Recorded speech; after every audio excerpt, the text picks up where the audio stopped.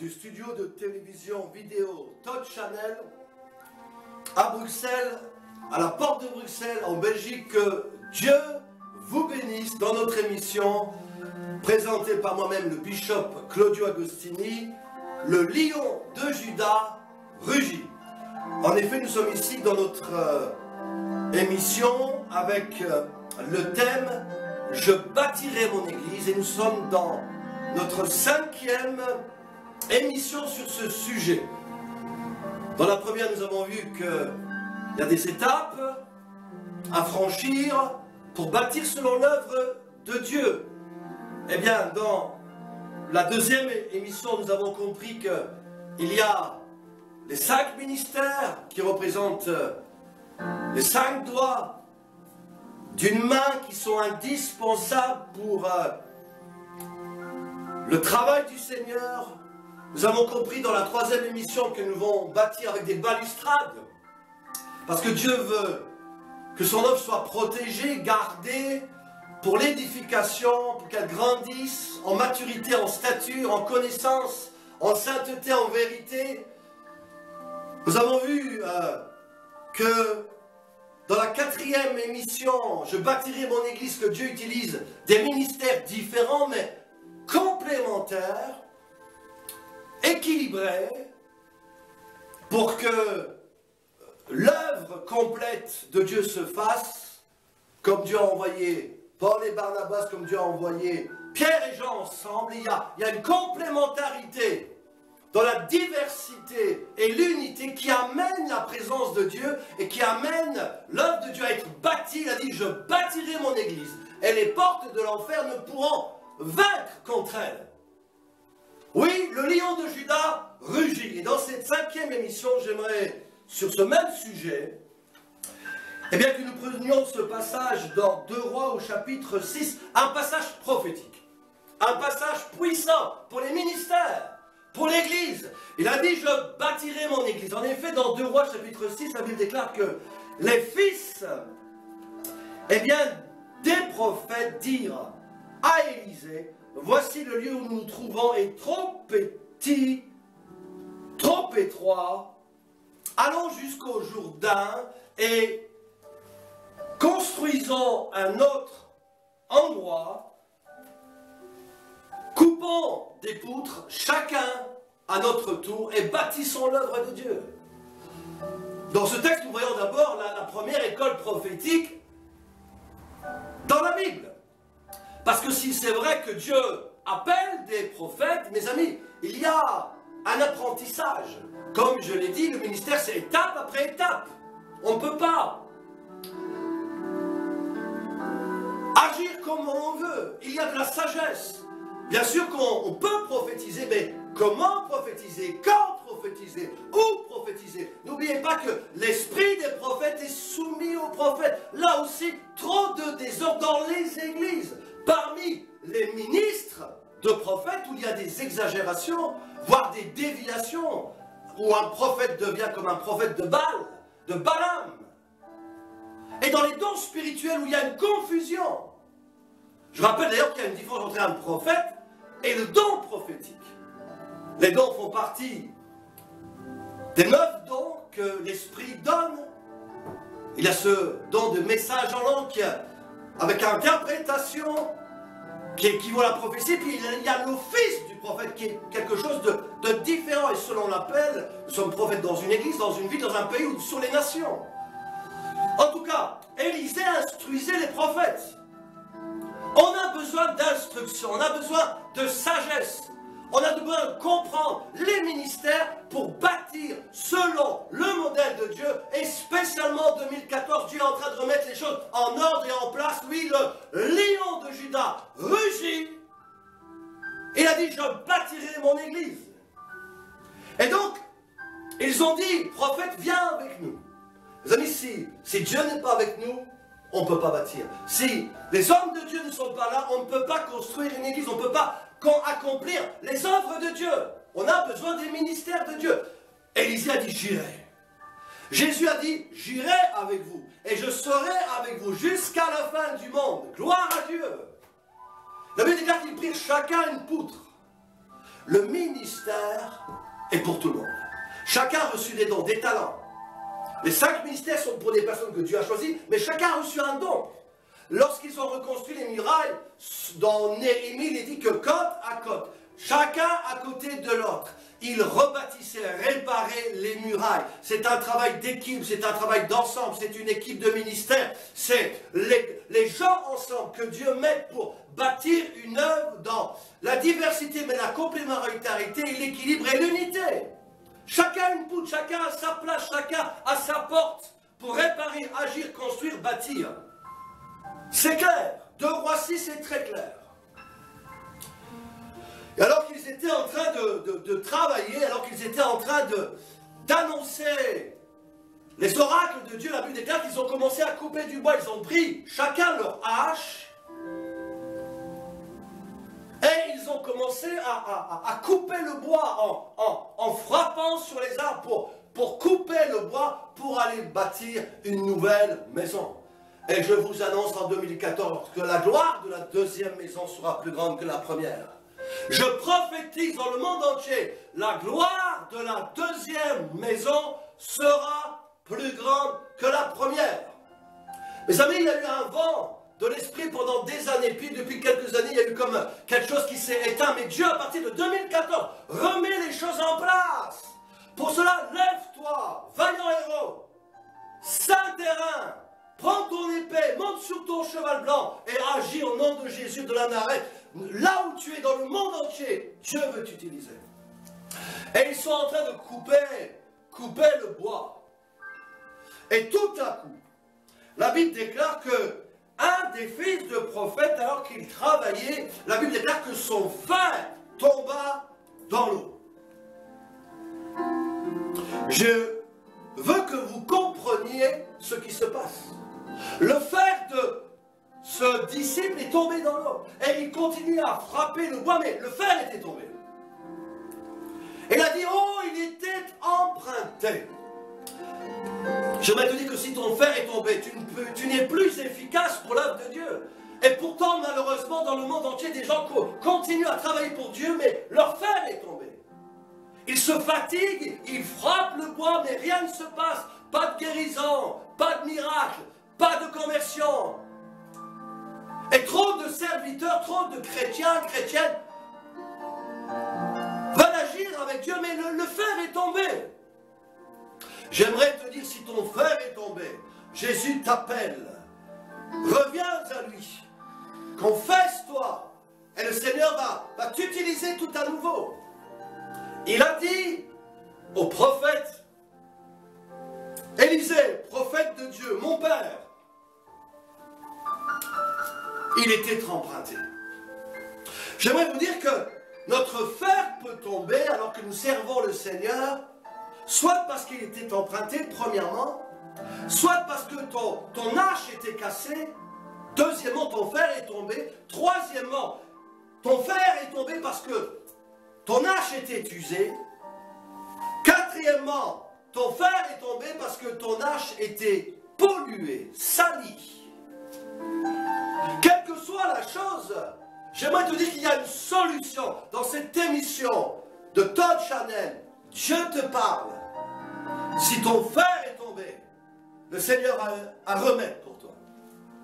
Et il a dit, il était emprunté. Mes amis, on ne peut pas emprunter le manteau de quelqu'un d'autre, le ministère de quelqu'un d'autre. Trop de gens font des choses que Dieu ne les a jamais appelés à faire.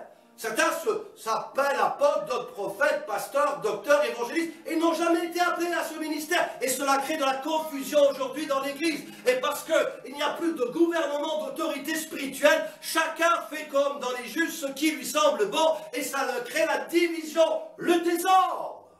Mais Dieu rappelle ses vrais apôtres et prophètes en 2014 pour remettre de l'ordre dans la maison. N'emprunte pas quelque chose qui ne t'appartient pas. Ne touche pas à des choses qui ne te sont pas promises. Ne vole pas, ne prends pas, ne fais pas comme Absalom voulant prendre quelque chose à David que Dieu ne lui avait pas donné. Il y a trop d'Absalom dans les églises. Dieu veut que chacun utilise son don, son talent, à la place, sous l'onction, le manteau que Dieu lui a donné.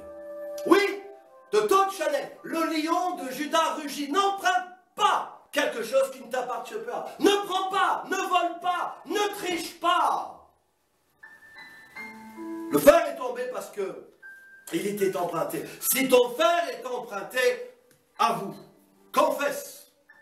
Le prophète a dit, où est-il tombé? Montre-moi, montre au Seigneur là où est tombé ton fer. Montre s'il y a 2 semaines, 3 semaines, 3 mois, 5 ans, 10 ans. Montre ce que tu as mal fait. Confesse-le et Dieu va te restaurer. Deuxièmement, ton fer peut tomber parce que ton hache était cassée. Tu peux être cassé à cause des blessures, des attaques de l'ennemi, peut-être des trahisons, peut-être des erreurs. Peut-être que tu as ouvert la porte au diable, le diable en a profité et a attaqué. Quelle que soit la chose, si ton hache est cassée, dis Seigneur Jésus, pardonne-moi, confesse ce qui s'est passé et Dieu va te restaurer. Si, troisièmement, ton fer est tombé parce que ton bois, ton hache était usé, dis-le au Seigneur. Ton hache peut être usée à cause de la fatigue. Ton hache peut être usée parce que tu ne respectes pas le sabbat, le jour de repos. N'oublie pas que Dieu a demandé de prendre soin de ton corps, de ton âme et de ton esprit. Trop de personnes ne font pas attention à leur corps, alors que leur corps est le temple du Saint-Esprit. Trop de ministères ont bien commencé, mais parce que leur corps est usé, ils sont aujourd'hui par terre, inefficaces dans l'œuvre de Dieu. Trop de fois, j'ai vu des gens bien commencer, mais parce qu'ils ont négligé leur corps, ils sont aujourd'hui inefficaces. Toi qui écoutes cette émission, si tu es fatigué, la Bible déclare, venez à moi, vous tous qui êtes fatigués et chargés, je vous donnerai du repos. Confesse-toi, appelle des gens pour t'aider, te donner une discipline, un schéma à suivre. Peut-être qu'il faudra faire un peu de sport, de footing, mais quoi qu'il en soit, tu dois prendre soin de ton corps. Respecter le sabbat. Ne sois pas fatigué. La Bible déclare que celui qui se confie en l'Éternel, il est comme un aigle. Il renouvelle sa force chaque jour. Peut-être que, quatrièmement, ton fer est tombé parce que ton hache était salie, était polluée. Mes amis, le péché pollue, le péché salit. Si tu vas aller à la pêche et si tu ne nettoies pas ton filet, tu seras inefficace pour aller à la pêche. Tu dois nettoyer chaque jour. Mais tant que nous sommes dans ce monde, il faut dire, Seigneur, purifie-moi, sanctifie-moi. Trop de gens vont trop loin, sont devenus inefficaces à cause du mensonge, du péché, à cause des faux témoignages. Mes amis, il y a des degrés qu'on ne peut pas dépasser. Les rabbins disent qu'après 80 degrés de tolérance, Dieu ne peut plus pardonner le péché. Pour cela, il a détruit Sodome et Gomorrhe. Mes amis, ne tente pas Dieu. Dieu est un Dieu bon, Dieu est un Dieu saint. Si ton hache est salie, repens-toi. Confesse ce qui s'est passé, là où ça s'est passé, comment ça s'est passé. Demande pardon à Dieu. Confesse cela si ça a touché plusieurs personnes, à un apôtre de Dieu. Dieu veut te restaurer. Il veut restaurer les filets de ton cœur, les filets de ton âme. Il veut que tout à nouveau tu puisses être efficace dans l'œuvre de Dieu. Si ton hache est tombé, ton fer est tombé. Il y a un bois, le bois de la croix de Golgotha. Sur ce bois, Jésus a tout accompli. Si ton fer est tombé, parce qu'il a été emprunté, confesse-le, Jésus va te redonner le bon hache. S'il est cassé, Jésus va restaurer, réparer. S'il est usé, Jésus va renouveler tes forces. S'il est sali, Jésus va te purifier, te sanctifier. J'aimerais vous dire ceci pour terminer cette 5e émission, alors que le prophète lui a dit, montre-moi où est-il tombé. La Bible déclare que le prophète a fait un signe prophétique profond. Oui, de Todd Chanel, le lion de Judas rugit, la Bible déclare qu'il a jeté le bois dans le fleuve.